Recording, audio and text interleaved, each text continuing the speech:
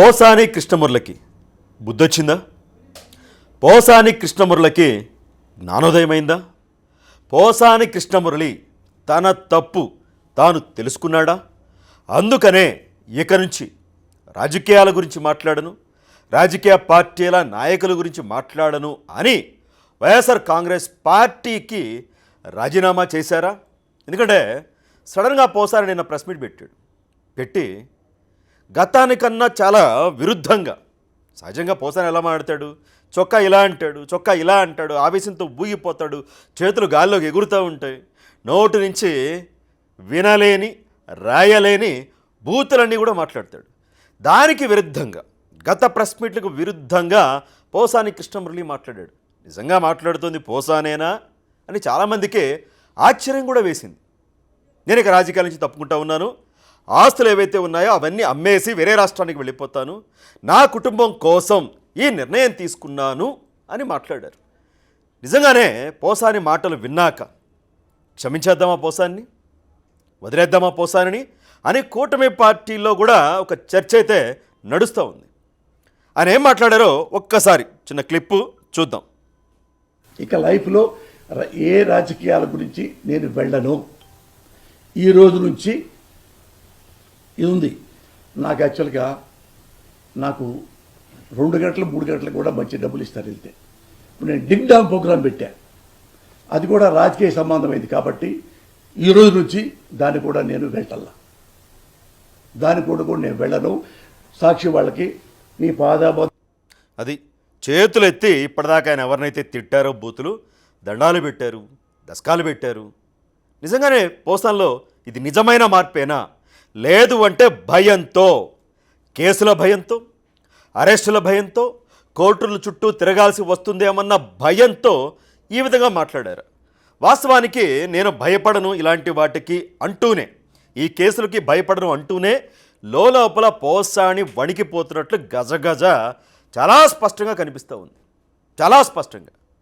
మొన్న శ్రీరెడ్డి దండాలు పెట్టేసింది, నేను ఆడపిల్లని, పెళ్లి కావాల్సిన అమ్మాయిని, పవన్ కళ్యాణ్ గారు, చంద్రబాబు గారు, లోకేష్ గారు, అనిత, వాళ్ళ కుటుంబ సభ్యులు వీళ్ళందరికీ కూడా క్షమించమని వేడుకుంటా ఉన్నాను, నా కుటుంబం కోసం ఈ నిర్ణయం తీసుకుంటా ఉన్నాను అని లేఖలు నారా లోకేష్ గారికి రాశారు, భారతిరెడ్డి గారికి, అలాగే జగన్మోహన్ రెడ్డి గారికి కూడా ఇక నుంచి వైసీపీ కార్యక్రమాలకి నేను దూరంగా ఉంటాను, నేను మాట్లాడను అని కూడా లేఖలు రాశారు.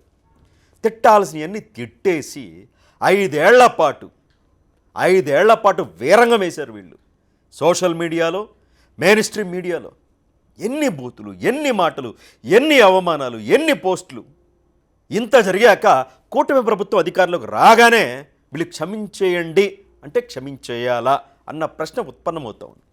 రామ్ గోపాల్ వర్మ కూడా ప్రకాశం జిల్లా పోలీసులు నోటీస్ ఇచ్చారు, అరెస్ట్ అయ్యే అవకాశం ఉంది, దీంతో కోర్టుల చుట్టూ తిరుగుతూ ఉన్నాడు, నా పైన 3rd డిగ్రీ ప్రయోగించే అవకాశం ఉంది అని భయపడిపోతూ ఉన్నాడు, అందుకని నాకు ముందస్తు బెయిల్ ఇవ్వండి అని. మరి ఇంతకుముందు ఏమైంది? ఇప్పుడేమో పోసాని కృష్ణమురళి నన్ను వదిలేయండి, నేను రాజకీయాలు మాట్లాడను, రాజకీయాల నుంచి తప్పుకుంటా ఉన్నానని పోసాని కృష్ణమురళి. ఇలా వరుసబెట్టి ఒక్కొక్కరు క్షమాపణలు, మమ్మల్ని వదిలేయాలని వేడుకోవడాలు ఎందుకు? ఇది సహజంగానే మనిషి అన్నాక మానవత్వం ఉంటుంది. ఎవరిని తప్పులు చేసినా, ఎవరిని మాట్లాడినా తప్పు తెలుసుకొని క్షమాపణ చెప్తే, ఎస్ నేను తప్పు చేశాను అన్న భావన వాళ్ళ కళ్ళలో కానీ వాళ్ళ బాడీ లాంగ్వేజ్లో కానీ కనిపిస్తే మన మనుషులమే కదా, మరి అంత కక్షగట్టి శత్రువులాగా పగ తీర్చుకోవాల్సిన అవసరం లేదు. క్షమించండి అంటే క్షమాగుణం మనిషికి ఉంటుంది, కానీ వీళ్ళని క్షమించాలనేది, వీళ్ళు మనుషుల్లాగా ప్రవర్తించారా, మృగాల్లాగా ప్రవర్తించారా? మనుషులైతే నిజంగా వాళ్ళలో మార్పు వస్తే క్షమించవచ్చు, బట్ ఇది మార్పు కాదేమో. కేవలం భయంతో. ఒక్కవేళ వైఎస్ఆర్ కాంగ్రెస్ పార్టీ అధికారంలోకి వచ్చుంటే ఈ పార్టీకి శ్రీరెడ్డి ఫేస్బుక్లోనో, ఇన్స్టాలోనో, యూట్యూబ్లోనో ఒక 100 వీడియోలు, బూతుల వీడియోలు ఉన్నాయి. రామ్ గోపాల్ వర్మ ట్విట్టర్లో ఒక 100 పోస్టులు ఉన్నాయి. పోసాని కృష్ణమురళి ఎప్పటికే ఒక 50 ప్రెస్ మీట్లు పెట్టి ఈ 5-6 నెలల్లోనే అడ్డదిడ్డంగా తిట్టేసి ఉండేవాడు, వీరంగం వేసేవాడు. కానీ వైసీపీ అధికారంలోకి రాలేదు, కూటమి ప్రభుత్వం అధికారంలోకి వచ్చింది. కూటమి ప్రభుత్వం అధికారంలో ఉన్నా, వైసీపీ అధికారంలో ఉన్నా, ఏ పార్టీ అధికారంలో ఉన్నా విమర్శించండి, తప్పులు ఎత్తి చూపండి, కానీ భాష ముఖ్యం. అదే చెప్తా ఉంది ఫస్ట్ నుంచి కూడా, భాష ముఖ్యం. సో అలాంటి భాషని వీళ్ళు కూని చేసి పడేశారు. అరే తెలుగులో ఇన్ని బూతులు ఉన్నాయా? తెలుగు భాష మీదే అసహ్యం వేసేలాగా చేశారు వీళ్ళందరూ కూడా పోస్టులు పెట్టి. అలాగే సినిమా ఇండస్ట్రీ పైన చులకన భావన రావడంలో కూడా వీళ్ళు ముగ్గురు, పోసాని శ్రీరెడ్డి, రాంగోపాల్ వర్మ ముగ్గురు కూడా పోటీలు పడి మరీ పోస్టులు పెట్టేశారు. సో ఇంకా ఏమన్నారంటే, ఇప్పుడు చంద్రబాబు గారు మంచోళ్ళని గుర్తొచ్చింది పోసాని కృష్ణమురళికి ఆ ప్రెస్ మీట్లో. ఆయన చేసిన చాలా మంచి పనులు నేను నోట్ చేశాను, ఒక లిస్ట్ రాసేసాను. శ్రావణ మాసం సినిమా ఓపెనింగ్ కూడా ఆయన వచ్చాడని ఒక వీడియో మాట్లాడాడు, అది కూడా చూద్దాం ఒక క్లిప్. అది ఆయన్ని అడగండి, నేను చెప్పకల్లా. ఆయన ఓడిపోయిన తర్వాత ఇంట్లో ఉన్నవాడు ఇక్కడ జూబ్లీహిల్స్లో. నేను సినిమా తీస్తున్న ఫస్ట్ డైరెక్షన్కి శ్రావణ మాసం ఆయనకి 100 అడుగులు కటౌట్ కట్టించా. కటౌట్ ల్యాక్స్ పెట్టి అన్నపూర్ణ స్టూడియోలో, మీరు చూసుకోండి నెట్లో ఉంటుంది, పెద్దది పెట్టి కింద నీటికి రాయించి ఆయన్ని రిబ్బన్ కట్ చేయండి అన్న, నేను సినిమా తీసుకుంటున్నాను మా అబ్బాయి పేరు మీద అంటే, ఆయన అన్నపూర్ణ స్టూడియోకి వచ్చారు, కట్ చేశారు, మాట్లాడారు, నా కొడుకుల్ని దీవించారు, నన్ను షేక్ హ్యాండ్ ఇచ్చాడు, నాకు దీవించాడు. అంటే పాత జ్ఞాపకాలన్నీ పాపం నెమరు వేసుకుంటూ ఉన్నారు. చంద్రబాబు నాయుడు గారితో నాకు ఇంత అనుబంధం ఉంది అని, అంటే భయపడుతూ సెంటిమెంటు రంగరించే ప్రయత్నం పోసాని కృష్ణమురళి ఈ ప్రెస్ మీట్లో చేశాడు. మరి 5 ఏళ్ల పాటు ఇవన్నీ ఎందుకు గుర్తు చేసుకోవాలా? చంద్రబాబు గారు అప్పుడు అలా వచ్చారు, నేను కటౌట్లు కట్టాను, నన్ను పొగిడారు, నేను ఆయన పొగిడాను, ఇవన్నీ ఈ 5 ఏళ్ల పాటు ఎందుకు చెప్పలేదు? 10 ఏళ్ల పాటు, 5 కూడా కాదు, 10 ఏళ్ల పాటు వైసీపీ పెట్టిన దగ్గర నుంచి, వైసీపీలోకి ఆయన జాయిన్ అయిన దగ్గర నుంచి కూడా ఇప్పుడు ఎందుకు? అంటే కూటమి ప్రభుత్వం ఏదైతే ఆగ్రహంగా ఉందో ఆ ఆగ్రహాన్ని చల్లార్చడానికి నటుడే కదా, బాగా నటిస్తూ ఉన్నాడు ప్రెస్ మీట్ ముందు పోసాని కృష్ణమురళి. నిజంగా ఆయన నటన అంటే నాకు చాలా ఇష్టం. ఆయన చాలా సినిమాల్లో, నాయక్ లాంటి సినిమాల్లో కామెడీ మామూలుగా ఉండదు, అసలు పడి నవ్వుకోవచ్చు. అలాంటి నటుడు. ఇది ఎప్పటిదో ఇది శ్రావణ మాసం సినిమా నాటిది. బట్ అప్పటి పోసాని కృష్ణమురళి వేరు, ఇప్పుడున్న పోసాని కృష్ణమురళి వేరు. అప్పుడు ఒక మంచి నటుడు, మంచి కథా రచయిత, మంచి స్క్రీన్ ప్లే రైటర్, ఇవన్నీ కూడా. కానీ ఇప్పుడు కాదు కదా పోసాని అంటే. బూతుల పంచాంగం, బూతుల మహారాజు, ఆవేశంతో ఊగిపోయే మన సైకో అంటే పాపం ఫీల్ అయ్యాడు ఆయన. నేను సైకో అనలేదండి, అలా ఉంటుంది మీ బిహేవియర్ అన్న. సైకోలాగా ఇలా ఊగిపోతా సీట్లో కూర్చోడు ఆయన.